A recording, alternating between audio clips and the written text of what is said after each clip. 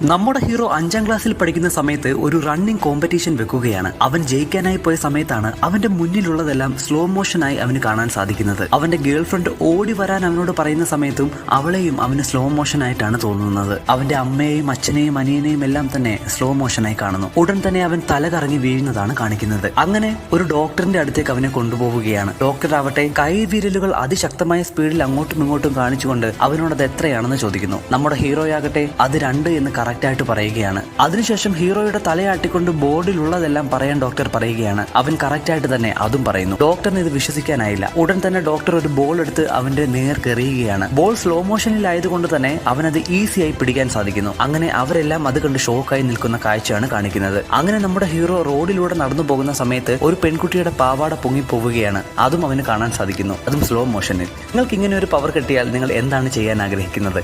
ഒന്ന് കമന്റ് ചെയ്യൂ.